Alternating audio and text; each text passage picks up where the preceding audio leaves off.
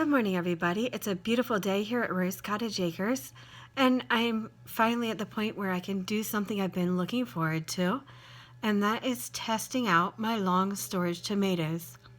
If you've been following along, you may remember that I grew them starting in the middle of the summer this year, and they've been slowly ripening away until they're finally just about there.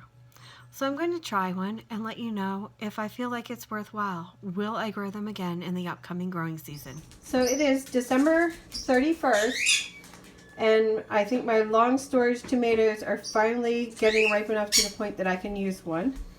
So I'm going to cut it open and see what it's like inside. Okay, there we are. Not bad. It looks juicy and red inside. So these do ripen from the inside out. It could probably have gone for another couple of days, but it's getting there.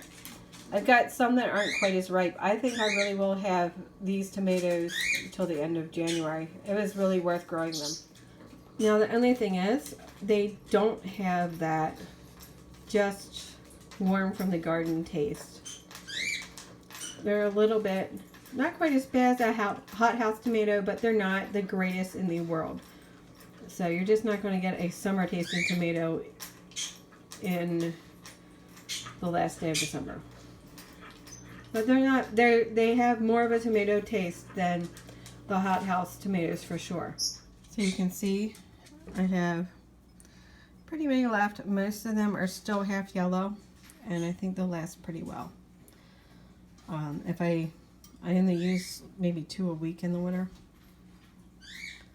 So that's definitely all of January, and then if the most yellow ones last, I might even have tomatoes for my garden in February. And these are the seeds I used, the Mallorcan winter tomatoes. I started them in July, and they were ready for me to harvest before the first frost. Picked them all, brought them in, and now they're finally starting to ripen. We're on December 31st. So in case you haven't figured it out, I absolutely do want to grow these tomatoes again. They taste better than the store-bought hothouse tomatoes, and they don't have the problem with having been fumigated if they come in from an outside country. And they're great. Well, now that that's out of the way, I do want to wish you all a really happy new year and hope you have a wonderful time growing and thriving throughout 2020. Have a blessed day.